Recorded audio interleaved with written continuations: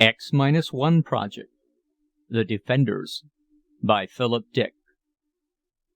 No weapon has ever been frightful enough to put a stop to war. Perhaps because we never before had any that thought for themselves. Taylor sat back in his chair reading the morning newspaper. The warm kitchen and the smell of coffee blended with the comfort of not having to go to work. This was his rest period, the first for a long time, and he was glad of it. He folded the second section back, sighing with contentment. "What is it?" Mary said from the stove. "They pasted Moscow again last night." Taylor nodded his head in approval. "Gave it a real pounding. One of those R.H. bombs. It's about time." He nodded again, feeling the full comfort of the kitchen, the presence of his plump, attractive wife, the breakfast dishes, and coffee. This was relaxation. And the war news was good and satisfying. He could feel a justifiable glow at the news, a sense of pride and personal accomplishment. After all, he was an integral part of the war program, not just another factory worker lugging a cart of scrap, but a technician, one of those who designed and planned the nerve trunk of the war. "It says they have the new subs almost perfected. Wait until they get those going." He smacked his lips with anticipation. "When they start shelling from underwater, the Soviets are sure going to be surprised." "They're doing a wonderful job," Mary agreed vaguely. "Do you know what we saw today? Our team is getting a leady to show to the school children. I saw the leady, but only for a moment. It's good for the children to see what their contributions are going for, don't you think?" She looked around at him. "A leady," Taylor murmured. He put the newspaper slowly down. "Well, make sure it's decontaminated properly. We don't want to take any chances." "Oh, they always bathe them when they're brought down from the surface," Mary said. "They wouldn't think of letting them down without the bath, would they?" She hesitated, thinking back. "Don, you know, it makes me remember—" He nodded. "I know." He knew what she was thinking.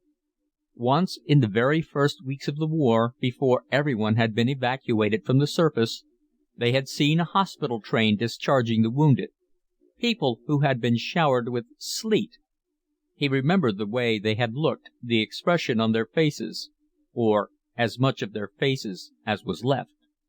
It had not been a pleasant sight. There had been a lot of that at first, in the early days before the transfer to undersurface was complete.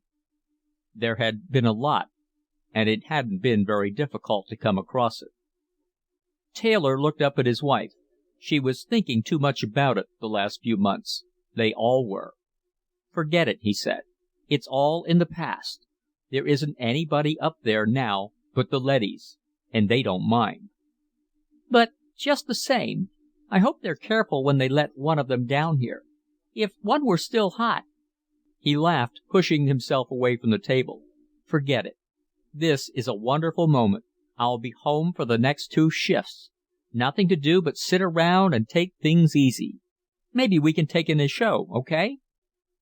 "A show? Do we have to? I don't like to look at all the destruction, the ruins. Sometimes I see some place I remember, like San Francisco. They showed a shot of San Francisco, the bridge broken and fallen in the water, and I got upset. I don't like to watch." "But don't you want to know what's going on? No human beings are getting hurt, you know." "But it's so awful." Her face was set and strained. "Please, no, Don." Don Taylor picked up his newspaper sullenly. "All right, but there isn't a hell of a lot else to do. And don't forget, their cities are getting it even worse." She nodded. Taylor turned the rough, thin sheets of newspaper. His good mood had soured on him. Why did she have to fret all the time? They were pretty well off, as things went. You couldn't expect to have everything perfect living undersurface, with an artificial sun and artificial food. Naturally, it was a strain not seeing the sky, or being able to go any place, or see anything other than metal walls, great roaring factories, the plant yards, barracks. But it was better than being on surface. And some day it would end and they could return. Nobody wanted to live this way, but it was necessary. He turned the page angrily, and the poor paper ripped. Damn it, the paper was getting worse quality all the time. Bad print, yellow tint. Well, they needed everything for the war program. He ought to know that. Wasn't he one of the planners? He excused himself and went into another room. The bed was still unmade. They had better get it in shape before the 7th hour inspection. There was a 1-unit fine. The vidphone rang. He halted. Who would it be? He went over and clicked it on. "Taylor?" the face said, forming into place. It was an old face, gray and grim. "This is Moss. I'm sorry to bother you during rest period, but this thing has come up." He rattled papers. "I want you to hurry over here." Taylor stiffened. "What is it? There's no chance it could wait?" The calm gray eyes were studying him, expressionless, unjudging. "If you want me to come down to the lab," Taylor grumbled, "I suppose I can. I'll get my uniform." "No. Come as you are and not to the lab. Meet me at second stage as soon as possible. It'll take you about a half hour, using the fast car up. I'll see you there." The picture broke, and Moss disappeared. "What was it?" Mary said at the door. "Moss. He wants me for something." "I knew this would happen." "Well, you didn't want to do anything anyhow. What does it matter?" His voice was bitter. "It's all the same every day. I'll bring you back something. I'm going up to second stage. Maybe I'll be close enough to the surface to—" Don't bring me anything. Not from the surface." "All right, I won't. But of all the irrational nonsense." She watched him put on his boots without answering. Moss nodded, and Taylor fell in step with him as the older man strode along. A series of loads were going up to the surface, blind cars clanking like ore trucks up the ramp, disappearing through the stage trap above them. Taylor watched the cars, heavy with tubular machinery of some sort, weapons new to him. Workers were everywhere in the dark gray uniforms of the Labor Corps, loading, lifting, shouting back and forth. The stage was deafening with noise. "We'll go up a way," Moss said, "where we can talk. This is no place to give you details." They took an escalator up. The commercial lift fell behind them, and with it most of the crashing and booming. Soon they emerged on an observation platform suspended on the side of the tube, the vast tunnel leading to the surface not more than half a mile above them now. "My God!" Taylor said, looking down the tube involuntarily. "It's a long way down." Moss laughed. "Don't look." They opened the door and entered an office. Behind the desk an officer was sitting, an officer of internal security. He looked up. "I'll be right with you, Moss." He gazed at Taylor, studying him. "You're a little ahead of time." "This is Commander Franks," Moss said to Taylor. "He was the first to make the discovery. I was notified last night." He tapped a parcel he carried. "I was let in because of this." Franks frowned at him and stood up. "We're going up to first stage. We can discuss it there." "First stage?" Taylor repeated nervously. The three of them went down a side passage to a small lift. "I've never been up there. Is it all right? It's not radioactive, is it?" "You're like everyone else," Franks said. "Old women afraid of burglars. No radiation leaks down to first stage. There's lead and rock, and what comes down the tube is bathed." "What's the nature of the problem?" Taylor asked. "I'd like to know something about it." "In a moment." They entered the lift and ascended. When they stepped out, they were in a hall of soldiers, weapons and uniforms everywhere. Taylor blinked in surprise. So this was first stage, the closest undersurface level to the top. After this stage there was only rock, lead and rock, and the great tubes leading up like the burrows of earthworms. Lead and rock, and above that, where the tubes opened, the great expanse that no living being had seen for 8 years, the vast, endless ruin that had once been man's home, the place where he had lived 8 years ago. Now the surface was a lethal desert of slag and rolling clouds. Endless clouds drifted back and forth, blotting out the red sun. Occasionally something metallic stirred, moving through the remains of a city, threading its way across the tortured terrain, of the countryside. A leady, a surface robot, immune to radiation, constructed with feverish haste in the last months before the Cold War, became literally hot. Leadys crawling along the ground, moving over the oceans and through the skies in slender blackened craft, creatures that could exist where no life could remain, metal and plastic figures that waged the war man had conceived, but which he could not fight himself. Human beings had invented war, invented and manufactured the weapons, even invented the players, the fighters, the actors of the war, but they themselves could not venture forth, could not wage it themselves. In all the world, in Russia, in Europe, America, Africa, no living human being remained. They were under the surface, in the deep shelters that had been carefully planned and built, even as the first bombs began to fall. It was a brilliant idea, and the only idea that could have worked. Up above, on the ruined, blasted surface of what had once been a living planet, the leady crawled and scurried and fought man's war. And undersurface, in the depths of the planet, human beings toiled endlessly to produce the weapons to continue the fight, month by month, year by year. "First stage," Taylor said. A strange ache went through him, almost to the surface. "But not quite," Moss said. Franks led them through the soldiers, over to one side, near the lip of the tube. "In a few minutes a lift will bring something down to us from the surface," he explained. "You see, Taylor, every once in a while Security examines and interrogates a surface leady, one that has been above for a time, to find out certain things. A vidcall is sent up and contact is made with the field headquarters. We need this direct interview. We can't depend on vidscreen contact alone. The leadys are doing a good job, but we want to make certain that everything is going the way we want it." Franks faced Taylor and Moss and continued. "The lift will bring down a leady from the surface, one of the A-class leadys. There's an examination chamber in the next room, with a lead wall in the center, so the interviewing officers won't be exposed to radiation. We find this easier than bathing the leady. It is going right back up. It has a job to get back to. 2 days ago an A-class leady was brought down and interrogated. I conducted the session myself. We were interested in a new weapon the Soviets have been using, an automatic mine that pursues anything that moves.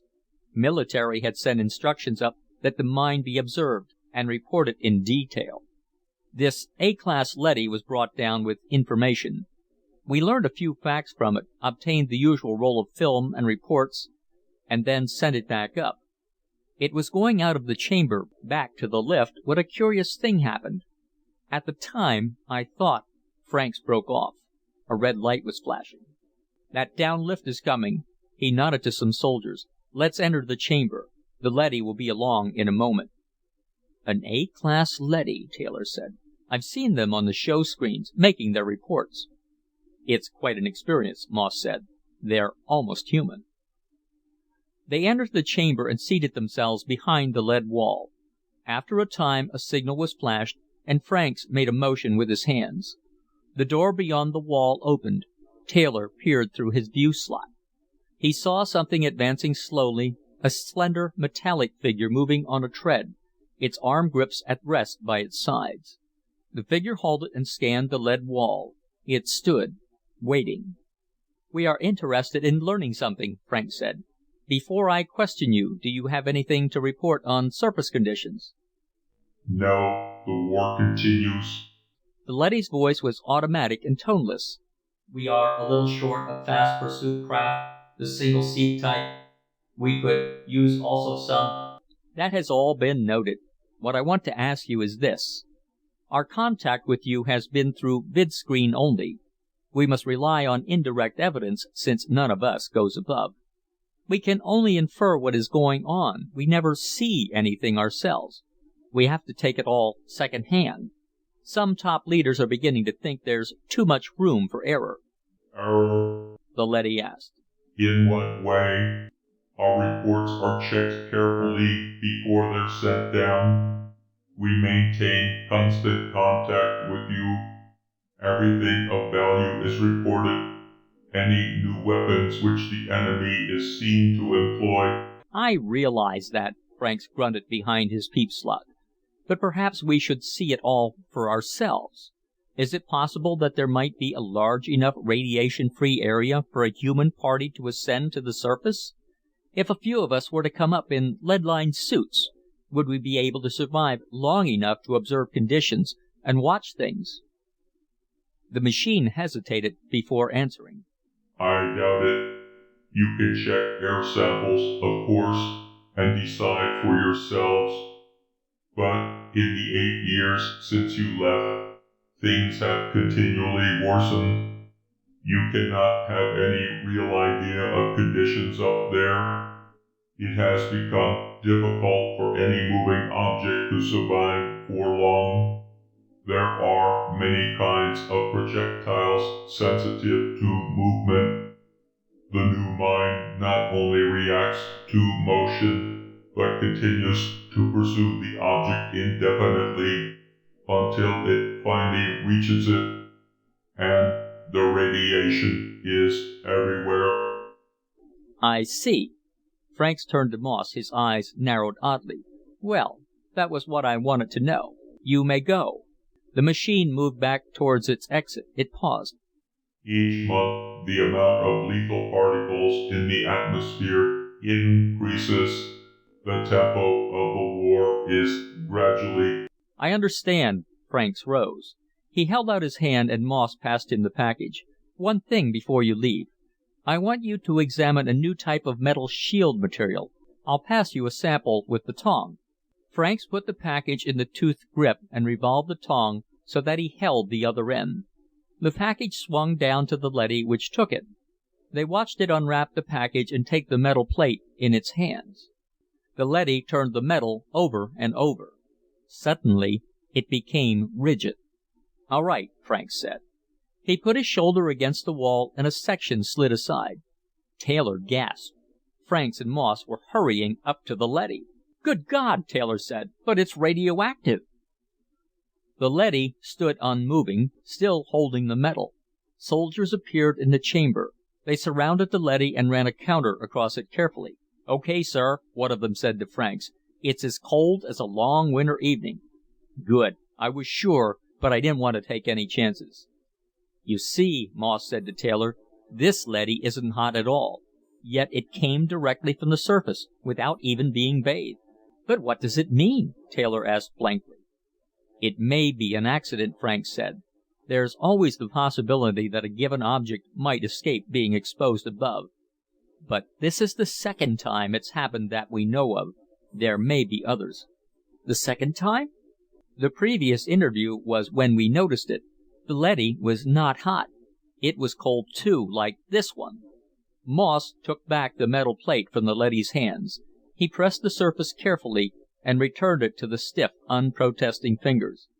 We shorted it out with this, so we could get close enough for a thorough check. It'll come back on in a second now. We had better get behind the wall again. They walked back, and the lead wall swung closed behind them. The soldiers left the chamber.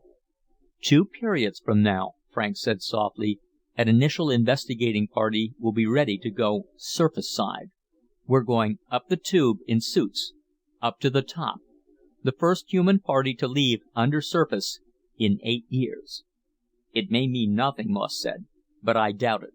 Something's going on, something strange. The leady told us no life could exist above without being roasted. The story doesn't fit. Taylor nodded. He stared through the peep slot at the immobile metal figure. Already the leady was beginning to stir. It was bent in several places, dented and twisted, and its finish was blackened and charred. It was a leady that had been up there a long time. It had seen war and destruction, ruin so vast that no human being could imagine the extent. It had crawled and slunk in a world of radiation and death, a world where no life could exist. And Taylor had touched it. You're going with us, Franks said suddenly. I want you along. I think the 3 of us will go. Mary faced him with a sick and frightened expression. I know it. You're going to the surface, aren't you? She followed him into the kitchen. Taylor sat down, looking away from her. "It's a classified project," he evaded. "I can't tell you anything about it." "You don't have to tell me. I know. I knew it the moment you came in. There was something on your face, something I haven't seen there for a long, long time. It was an old look." She came toward him. "But how can they send you to the surface?" She took his face in her shaking hands, making him look at her. There was a strange hunger in her eyes. "Nobody can live up there. Look at this." She grabbed up a newspaper and held it in front of him. "Look at this photograph. America, Europe, Asia, Africa. Nothing but ruins. We've seen it every day on the show screens. All destroyed, poisoned. And they're sending you up. Why? No living thing can get by up there. Not even a weed or grass. They've wrecked the surface, haven't they? Haven't they?" Taylor stood up. "It's an order. I know nothing about it. I was told to report, to join a scout party. That's all I know." He stood for a long time staring ahead. Slowly he reached for the newspaper and held it up to the light. "It looks real," he murmured. "Ruins, deadness, slag. It's convincing. All the reports, photographs, films, even air samples. Yet we haven't seen it for ourselves. Not after the first months." "What are you talking about?" "Nothing." He put the paper down. "I'm leaving early after the next sleep period. Let's turn in." Mary turned away, her face hard and harsh. "Do what you want. We might just as well all go up and get killed at once, instead of dying slowly down here like vermin in the ground." He had not realized how resentful she was. Were they all like that? How about the workers toiling in the factories day and night, endlessly? The pale, stooped men and women plodding back and forth to work, blinking in the colorless light, eating synthetics. "You shouldn't be so bitter," he said. Mary smiled a little. "I'm bitter because I know you'll never come back." She turned away. "I'll never see you again, once you go up there." He was shocked. "What? How can you say a thing like that?" She did not answer. He awakened with the public newscaster screeching in his ears, shouting outside the building. "Special news bulletin. Surface forces report enormous Soviet attack with new weapons. Retreat of key groups. All work units report to factories at once." Taylor blinked, rubbing his eyes. He jumped out of bed and hurried to the vidphone. A moment later he was put through to Moss. "Listen," he said. "What about this new attack? Is the project off?" He could see Moss's desk covered with reports and papers. "No," Moss said. "We're going right ahead. Get over here at once." "But—" "Don't argue with me." Moss held up a handful of surface bulletins, crumbling them savagely. "This is a fake. Come on." He broke off. Taylor dressed furiously, his mind in a daze. Half an hour later he leaped from a fast car and hurried up the stairs into the Synthetics Building. The corridors were full of men and women rushing in every direction. He entered Moss's office. "There you are," Moss said, getting up immediately. "Franks is waiting for us at the outgoing station." They went in a security car, the sirens screaming. Workers scattered out of their way. "What about the attack?" Taylor asked. Moss braced his shoulders. "We're certain that we've forced their hand. We've brought the issue to a head." They pulled up at the station link of the tube and leaped out. A moment later they were moving up at high speed toward the first stage. They emerged into a bewildering scene of activity. Soldiers were fastening on lead suits, talking excitedly to each other, shouting back and forth. Guns were being given out, instructions passed. Taylor studied one of the soldiers. He was armed with the dreaded Bender pistol, the new snub-nosed hand weapon that was just beginning to come from the assembly line. Some of the soldiers looked a little frightened. "I hope we're not making a mistake," Moss said, noticing his gaze. Franks came toward them. "Here's the program.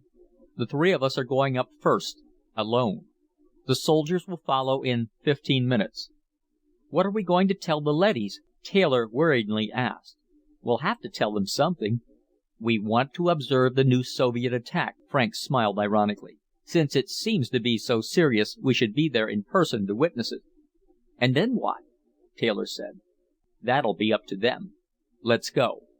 In a small car they went swiftly up the tube, carried by anti-grav beams from below. Taylor glanced down from time to time. It was a long way back, and getting longer each moment. He sweated nervously inside his suit, gripping his Bender pistol with inexpert fingers. Why had they chosen him? Chance, poor Chance. Moss had asked him to come along as a department member. Then Franks had picked him out on the spur of the moment. And now they were rushing toward the surface, faster and faster. A deep fear instilled in him for 8 years throbbed in his mind. Radiation. Certain death. A world blasted and lethal. Up and up the car went. Taylor gripped the sides and closed his eyes. Each moment they were closer. The first living creatures to go above the first stage, up the tube past the lead and rock, up to the surface. The phobic horror shook him in waves. It was death, they all knew that. Hadn't they seen it in the films 1,000 times? The cities, the sleet coming down, the rolling clouds. "It won't be much longer," Franks said. "We're almost there. The surface tower is not expecting us. I gave orders that no signal was to be sent." The car shot up, rushing furiously. Taylor's head spun. He hung on, his eyes shut. Up and up. The car stopped. He opened his eyes. They were in a vast room, fluorescent lit, a cavern filled with equipment and machinery, endless mounds of material piled in row after row. Among the stacks, leadys were working silently, pushing trucks and hand carts. Leadys, Moss said. His face was pale. Then we're really on the surface. The leadys were going back and forth with equipment, moving the vast stores of guns and spare parts, ammunition and supplies that had been brought to the surface. And this was the receiving station for only one tube. There were many others scattered throughout the continent. Taylor looked nervously around him. They were really there, above ground, on the surface. This was where the war was. "Come on," Franks said. "A B-class guard is coming our way." They stepped out of the car. A leady was approaching them rapidly. It coasted up in front of them and stopped, scanning them with its hand weapon raised. "This is security," Franks said. "Have an A-class sent to me at once." The leady hesitated. Other B-class guards were coming, scooting across the floor, alert and armed. Moss peered around. "Obey," Franks said in a loud, commanding voice. "You've been ordered." The leady moved uncertainly away from them. At the end of the building a door slid back. 2 A-class leadys appeared, coming slowly toward them. Each had a green stripe across its front. "From the Surface Council," Franks whispered tensely. "This is above ground, all right. Get set." The 2 leadys approached warily. Without speaking, they stopped close by the men, looking them up and down. "I'm Franks of Security. We came from undersurface in order to—" "This is incredible," one of the leadys interrupted him coldly. "You know you can't live up here. The whole surface is lethal to you. You can't possibly remain on the surface." "These suits will protect us," Franks said. "In any case, it's not your responsibility. What I want is an immediate council meeting so I can acquaint myself with conditions, with the situation here. Can that be arranged?" "You human beings can't survive up here, and the new Soviet attack is directed at this area. It is in considerable danger." "We know that. Please assemble the council." Franks looked around him at the vast room, lit by recessed lamps in the ceiling.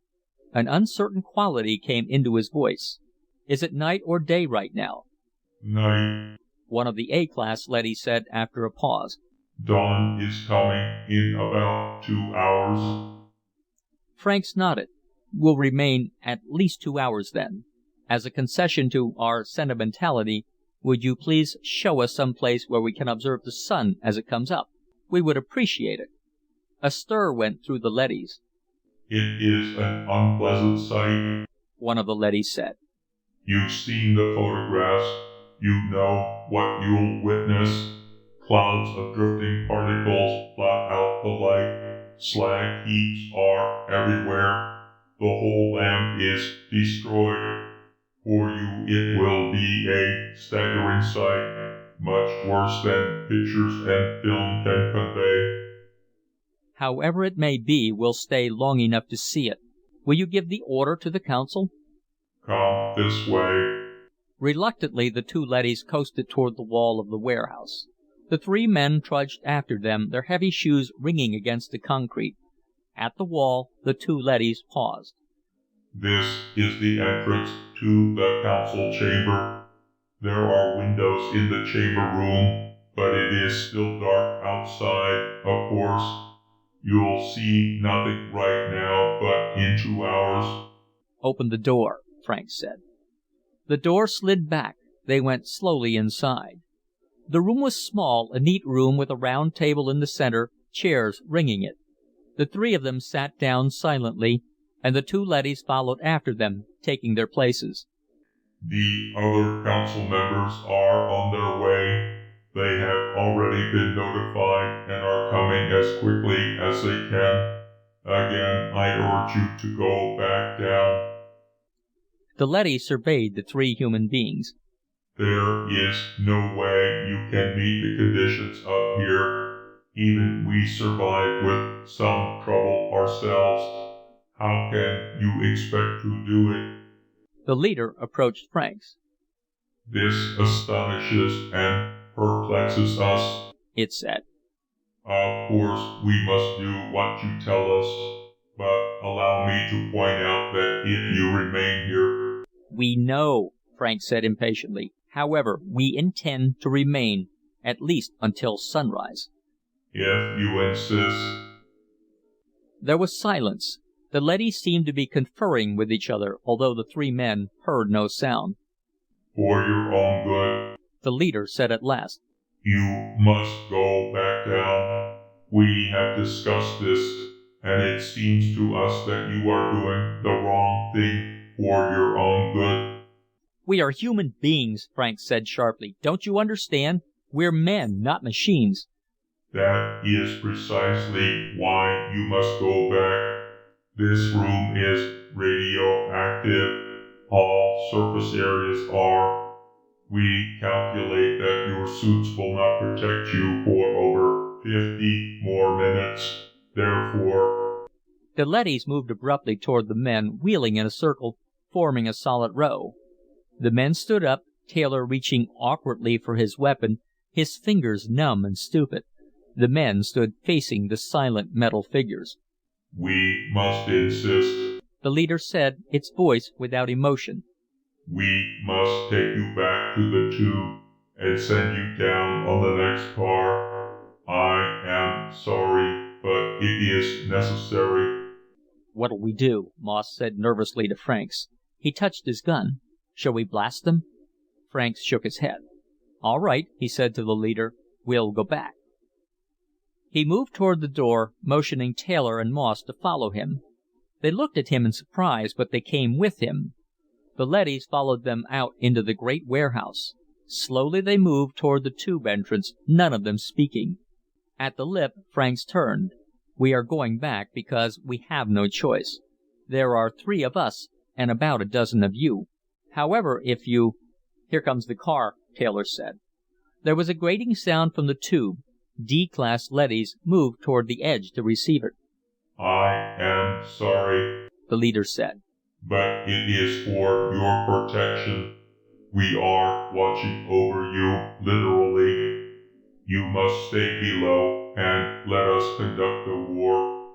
In a sense, it has come to be our war. We must fight it as we see fit." The car rose to the surface. 12 soldiers armed with Bender pistols stepped from it and surrounded 3 men. Moss breathed a sigh of relief. "Well, this does change things. It came off just right." The leader moved back, away from the soldiers. It studied them intently, glancing from one to the next, apparently trying to make up its mind. At last it made a sign to the other leadys. They coasted aside, and a corridor was opened up toward the warehouse. "Even now," the leader said, "we could send you back by force, but it is evident that this is not really an observation party at all. These soldiers show that you have much more in mind. This was all carefully prepared." very carefully, Franks said. They closed in. How much more, we can only guess. I must admit that we were taken unprepared. We failed utterly to meet the situation. Now, force would be absurd, but neither side can afford to injure the other. We, because of the restrictions placed on us regarding human life. You, because the war demands. The soldiers fired, quick and in fright. Moss dropped to one knee, firing up. The leader dissolved in a cloud of particles. On all sides, D and B class leadys were rushing up, some with weapons, some with metal slats. The room was in confusion. Off in the distance a siren was screaming. Franks and Taylor were cut off from the others, separated from the soldiers by a wall of metal bodies. "They can't fire back," Franks said calmly. "This is another bluff. They tried to bluff us all the way." He fired into the face of a leady. The leady dissolved. "They can only try to frighten us. Remember that." They went on firing, and leady after leady vanished. The room reeked with the smell of burning metal, the stink of fused plastic and steel. Taylor had been knocked down. He was struggling to find his gun, reaching wildly among metal legs, groping frantically to find it. His fingers strained. A handle swam in front of him. Suddenly something came down on his arm, a metal foot. He cried out. Then it was over. The leadys were moving away, gathering together off to one side. Only 4 of the Surface Council remained. The others were radioactive particles in the air. D-class leadys were already restoring order, gathering up partly destroyed metal figures and bits and removing them. Franks breathed a shuddering sigh. "All right," he said. "You can take us back to the windows. It won't be long now." The leadys separated, and the human group, Moss and Franks and Taylor and the soldiers, walked slowly across the room toward the door. They entered the council chamber. Already a faint touch of gray mitigated the blackness of the windows. "Take us outside," Franks said impatiently. "We'll see it directly, not in here." A door slid open. A chill blast of cold morning air rushed in, chilling them even through their lead suits. The men glanced at each other uneasily. "Come on," Franks said. "Outside." He walked out through the door, the others following him. They were on a hill overlooking the vast bowl of a valley. Dimly against the graying sky, the outline of mountains were forming, becoming tangible. "It'll be bright enough to see in a few minutes," Moss said. He shuddered as a chilling wind caught him and moved around him. "It's worth it, really worth it, to see this again after 8 years. Even if it's the last thing we see." "Watch," Franks snapped. They obeyed, silent and subdued. The sky was clearing, brightening each moment. Someplace far off, echoing across the valley, a rooster crowed. "A chicken," Taylor murmured. "Did you hear?" Behind them, the leadys had come out and were standing silently, watching too. The gray sky turned to white, and the hills appeared more clearly. Light spread across the valley floor, moving toward them. "God in heaven!" Franks exclaimed. Trees! Trees and forests! A valley of plants and trees, with a few roads winding among them. Farmhouses, a windmill, a barn far down below them. "Look!" Moss whispered. Color came into the sky. The sun was approaching. Birds began to sing. Not far from where they stood, the leaves of a tree danced in the wind. Franks turned to the row of leadys behind them. 8 years. We were tricked. There was no war. As soon as we left Surface. "Yes," an A-class leady admitted. "as soon as you left, the war ceased. You're right, it was a hoax. You worked hard under surface, sending up guns and weapons, and we destroyed them as fast as they came up." "But why?" Taylor asked, dazed. He stared down at the vast valley below. "Why?" "You created us," the leady said. "to pursue the war for you, while you human beings went below the ground in order to survive. But before we could continue the war, it was necessary to analyze it to determine what its purpose was. We did this and we found that it had no purpose except perhaps in terms of human needs. Even this was questionable. We investigated further. We found that human cultures pass through phases, each culture in its own time. As the culture ages and begins to lose its objectives, conflict arises within it between those who wish to cast it off and set up a new culture pattern, and those who wish to retain the old with as little change as possible. At this point, a great danger appears. The conflict within threatens to engulf the society in self-war, group against group. The vital traditions may be lost, not merely altered or reformed, but completely destroyed in this period of chaos and anarchy. We have found many such examples in the history of mankind. It is necessary for this hatred within the culture to be directed outward toward an external group so that the culture itself may survive its crisis. War is the result. War to a logical mind is absurd, but in terms of human needs, it plays a vital role, and it will continue to until man has grown up enough so that no hatred lies within him. Taylor was listening intently. Do you think this time will come? Of course, it has almost arrived now. This is the last war. Man is almost united into one final culture, a world culture.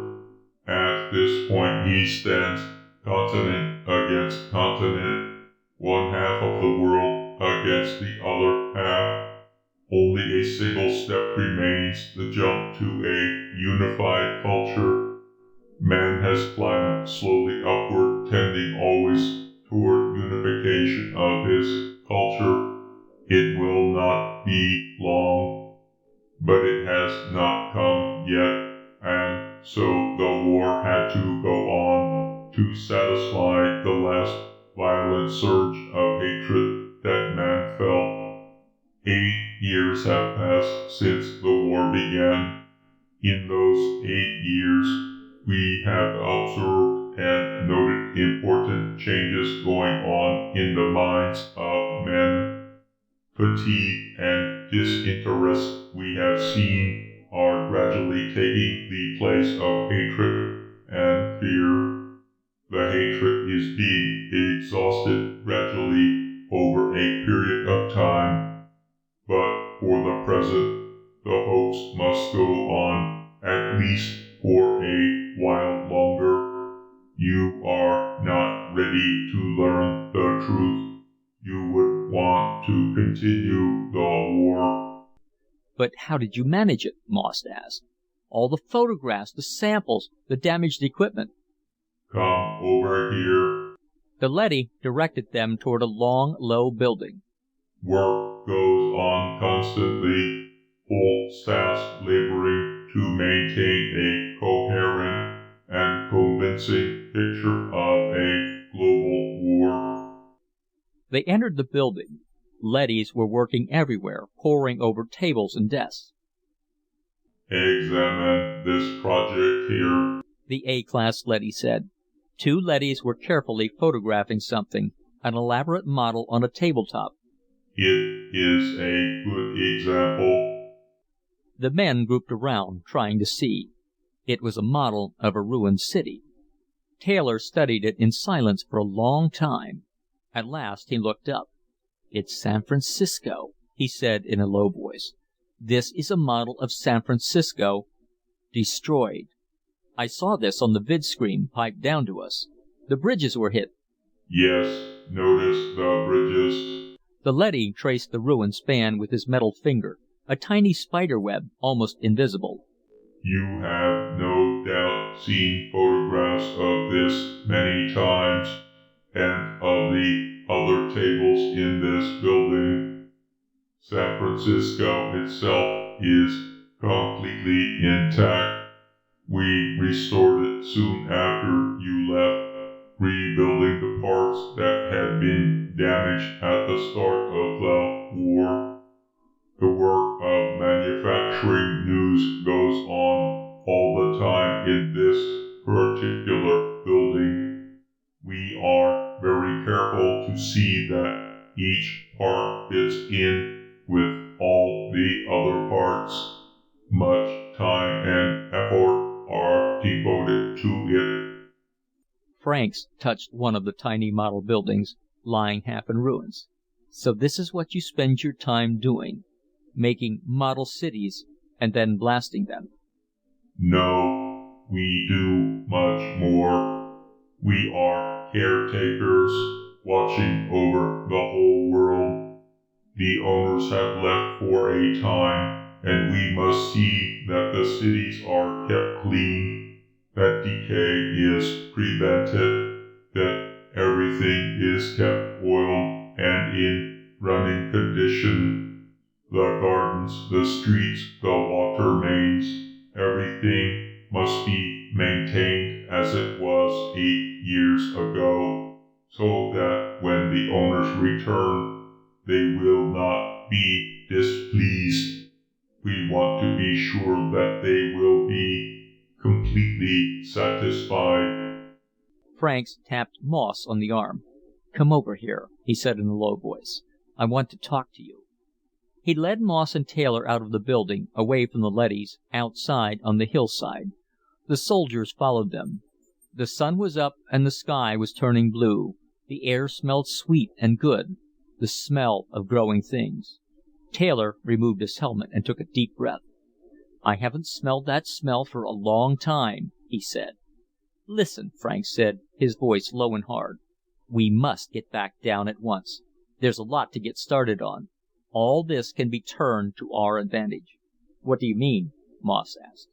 It's a certainty that the Soviets have been tricked too, the same as us. But we have found out. That gives us an advantage over them. I see, Moss nodded. We know, but they don't. Their Surface Council has sold out, the same as ours. It works against them the same way. But if we could, with 100 top-level men, we could take over again, restore things as they should be. It would be easy. Moss touched him on the arm. An A-class leady was coming from the building toward them. We've seen enough, Franks said, raising his voice. All this is very serious. It must be reported below and a study made to determine our policy. The leady said nothing. Franks waved to the soldiers. Let's go. He started toward the warehouse. Most of the soldiers had removed their helmets. Some of them had taken their lead suits off, too, and were relaxing comfortably in their cotton uniforms. They stared around them, down the hillside at the trees and bushes, the vast expanse of green, the mountains and the sky. Look at the sun, one of them murmured. It sure is bright as hell, another said. We're going back down, Franks said. Fall in by twos and follow us. Reluctantly, the soldiers regrouped. The leadys watched without emotion as the men marched slowly back toward the warehouse.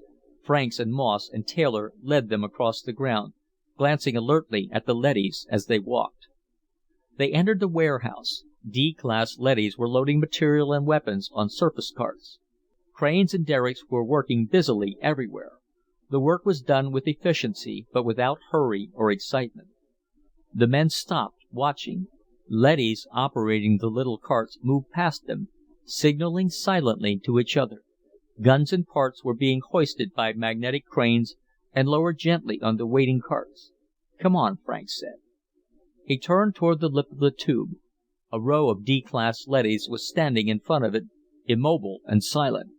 Franks stopped, moving back. He looked around. An A-class leady was coming toward him. "Tell them to get out of the way," Frank said. He touched his gun. "You had better move them." Time passed, an endless moment without measure. The men stood, nervous and alert, watching the row of leadys in front of them. "As you wish," the A-class leady said. It signaled, and the D-class leadys moved into life. They stepped slowly aside. Moss breathed a sigh of relief. "I'm glad that's over," he said to Franks. "Look at them all. Why don't they try to stop us? They must know what we're going to do." Franks laughed. "Stop us? You saw what happened when they tried to stop us before. They can't. They're only machines. We built them so they can't lay hands on us, and they know that." His voice trailed off. The men stared at the tube entrance. Around them the leadys watched, silent and impassive, their metal faces expressionless. For a long time the men stood without moving. At last Taylor turned away. "Good God," he said. He was numb, without feeling of any kind. The tube was gone. It was sealed shut, fused over. Only a dull surface of cooling metal greeted them. The tube had been closed. Franks turned, his face pale and vacant. The A-class leady shifted. "As you can see, the tube has been shut. We were prepared for this. As soon as all of you were on the surface, the order was given. If you had gone back when we asked you, you would now be safely down below. We had to work quickly because it was such an immense operation." "But why?" Moss demanded angrily. "Because it is unthinkable that you should be allowed to resume the war. With all the tubes sealed, it will be many months before forces from below can reach the surface, let alone organize a military program. By that time, the cycle will have entered its last stages. You will not be so perturbed to find your world intact. We had hoped that you would be undersurface when the sealing occurred. Your presence here is a nuisance. When the Soviets broke through, we were able to accomplish their sealing without..." "The Soviets? They broke through?" "Several months ago, they came up unexpectedly to see why the war had not been won. We were forced to act with speed. At this moment, they are desperately attempting to cut new tubes to the surface to resume the war. We have, however, been able to seal each one as it appears." The leady regarded the three men calmly. "We're cut off," Moss said, trembling. "We can't get back. What'll we do?" "How did you manage to seal the tube so quickly?" Franks asked the leady. "We've been up here only 2 hours." "Bombs are placed just above the first stage of each tube for such emergencies. They are heat bombs. They fuse lead and rock." Gripping the handle of his gun, Franks turned to Moss and Taylor. "What do you say? We can't go back, but we can do a lot of damage, the 15 of us. We have Bender guns. How about it?" He looked around. The soldiers had wandered away again, back toward the exit of the building. They were standing outside, looking at the valley and the sky. A few of them were carefully climbing down the slope. "Would you care to turn over your suits and guns?" the A-class leady asked politely. "The suits are uncomfortable and you'll have no need for weapons. The Russians have given up theirs, as you can see." Fingers tensed on triggers.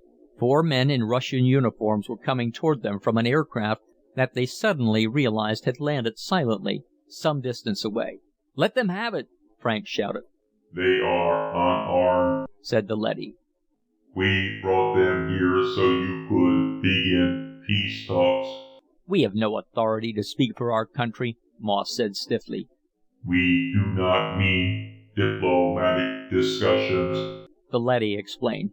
There will be no more. The working out of daily problems of existence will teach you how to get along in the same world. It will not be easy, but it will be done. The Russians halted, and they faced each other with raw hostility. "I am Colonel Borodoy, and I regret giving up our guns," the senior Russian said. "You could have been the first Americans to be killed in almost 8 years." "Or the first Americans to kill," Franks corrected. No one would know of it except yourselves, the leady pointed out. It would be useless heroism. Your real concern should be surviving on the surface. We have no food for you, you know. Taylor put his gun in its holster. "They've done a neat job of neutralizing us, damn them. I propose we move into a city, start raising crops with the help of some leadys, and generally make ourselves comfortable." Drawing his lips tight over his teeth, he glared at the A-class leady. "Until our families can come up from undersurface, it's going to be pretty lonesome, but we'll have to manage."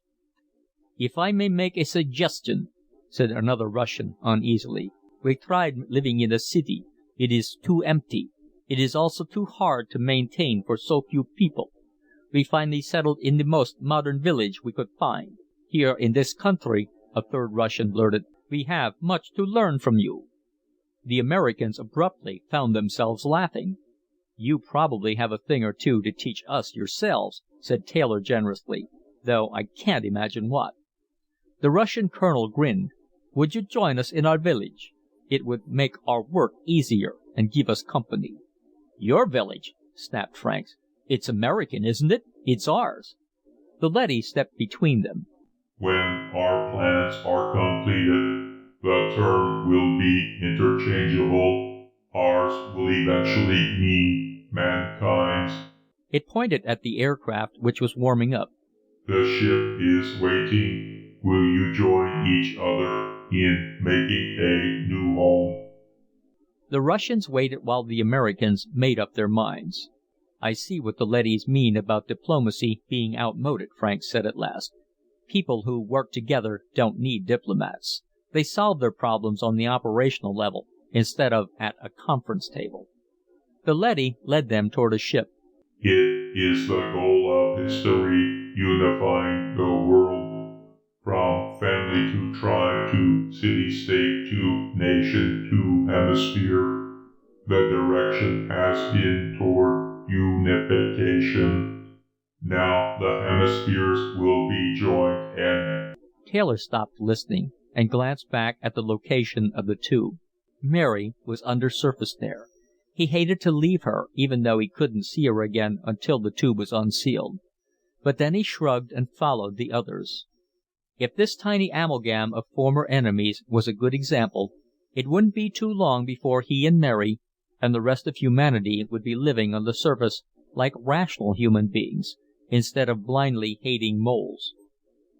It has taken thousands of generations to achieve, the A-class leady concluded. Hundreds of centuries of bloodshed and destruction. But each war was a step toward uniting mankind. And now the end is in sight. A world without war. But even that is only the beginning of a new stage of history. "The conquest of space," breathed Colonel Borodoy. "The meaning of life," Moss added. "Eliminating hunger and poverty," said Taylor. The leady opened the door of the ship. All that and more. How much more? We cannot foresee it any more than the first men who formed a tribe could foresee this day. But it will be unimaginably great. The door closed, and the ship took off toward their new home.